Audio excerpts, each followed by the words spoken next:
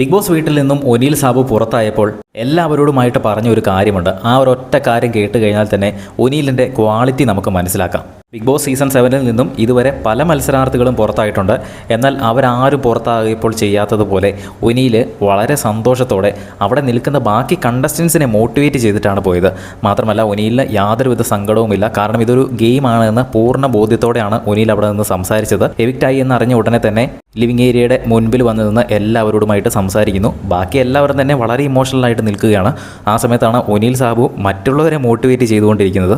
മാത്രമല്ല ഞാനായിട്ട് എന്തെങ്കിലും ഇവിടെ എന്നോട് ആർക്കെങ്കിലും വിരോധമോ അല്ലെങ്കിൽ ഇവിടെ ബിഗ് ബോസിൽ സംഭവിച്ച എന്തെങ്കിലും കാര്യങ്ങൾ എല്ലാ കാര്യങ്ങളും ഞാൻ ഇവിടെ ഇട്ടിട്ട് പോവുകയാണ് എന്ന് പറഞ്ഞുകൊണ്ട് ആരോടും യാതൊരു വിധത്തിലുള്ള വെറുപ്പോ വിദ്വേഷമോ ഒന്നും മനസ്സിൽ സൂക്ഷിക്കാതെ വളരെ സന്തോഷത്തോടെ ഗെയിമാണെന്ന പൂർണ്ണ ബോധ്യത്തോടു കൂടി തന്നെ എല്ലാവർക്കും കെട്ടിപ്പിടിച്ചൊരു ഉമ്മയും കൊടുത്ത ശേഷമാണ് ആ വീട് വിട്ടിറങ്ങിയത്. അവിടുന്ന് ആദ്യം എവിക്റ്റായി പോയ രഞ്ജിത്തോ അല്ലെങ്കിൽ അവസാനം എവിക്റ്റായി പോയ മസ്തായോ അവരൊന്നും ഇങ്ങനെ ആയിരുന്നില്ല. എല്ലാ സീസണുകളിലും ചുരുക്കം ചില മത്സരാർത്ഥികൾ മാത്രമാണ് ഇങ്ങനെ പോകുന്നത്.